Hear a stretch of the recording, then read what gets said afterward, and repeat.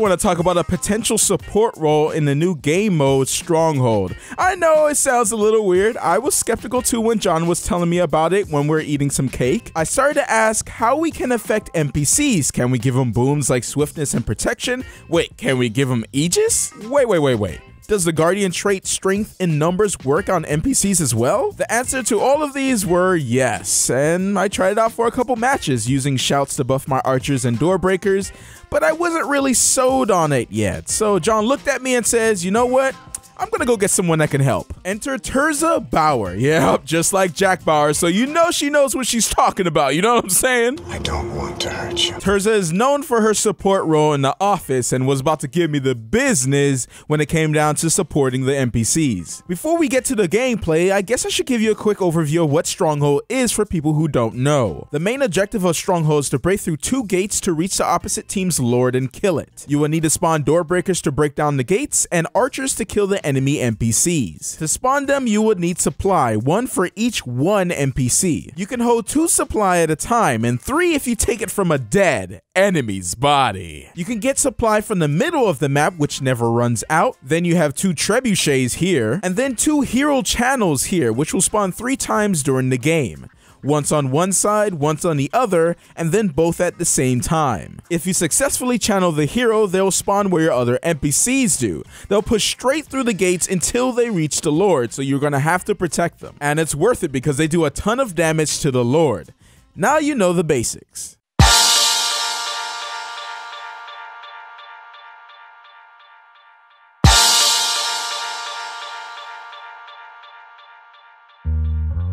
In the beginning of the match, everyone starts with 1 supply, so me and my team spawn 3 door breakers and 2 archers. We want to break down the gate as fast as possible, so we could risk going ham and do all door breakers, but if 1 or 2 of the enemy team decides to rush us, they can stop us. They can easily wipe out the door breakers in a couple hits because they have low health. I mean, look at those little fragile bodies. They're brave though, they go straight for the door, so what I like to do when I'm by myself is speed up the archers first so they can aggro the NPCs. The little door breakers can easily walk up to the door and start breaking. Now as the support role, I'll give the archers might so they can hit like a truck, then drop the shelter on the door breakers. Using shelter on the door breakers is the difference between getting the door down and not getting the door down. This has saved those little guys more than once, and this is also really good for making sure that you successfully channel a hero. But I would like to point out that this strategy was going smoothly because my teammates were distracting the enemy team while I was soloing the doors. The enemy team could have rushed and killed my door breakers before they even got to the door. Or used the trebuchet. Yeah, the trebuchet would have definitely destroyed all my plans. Anyways, a thing I learned while playing this is always stay by your door breakers. Think of the squid as children. You're holding their hand on the way to school. It's good to have a couple archers to take care of the first set of guards after the first gate.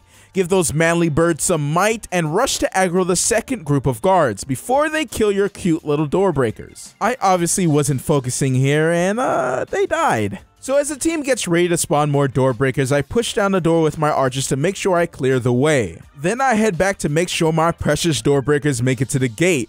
Then run into Shin using a Mace Axe Revenant. Here, clearly my focus should have been protecting the door breakers, giving them swiftness and stability just in case Shin starts to CC them. But apparently I was playing Team Deathmatch and I just wanted to chase Shin like a crazy man. Anyways, my children reach the gate and you know what happens next. Drop that shelter, baby. Wait, you can't even do nothing. Look at you. Look at you standing there. This is the home stretch. Time to kill the Lord and win the game. I push in trying to kill this tanky Revenant, but I realize behind me my 2 strong, manly Tengu archers are still alive. So I give them some might to make sure they're doing the most damage they can. I seriously have no idea why I'm using my staff here. Just disregard that. I don't want to give any excuses, but I was in a room full of devs. You know, they're watching me pressure. Anyways, I'm getting low, so I pop my Tome of Courage and charge up the full heal for everyone, including the NPCs. Then I just start spamming heal because I want to keep up my archers, you know, and my teammate. In a little, everything starts to go to hell. I mean, we did down the boss, but my teammates are getting down.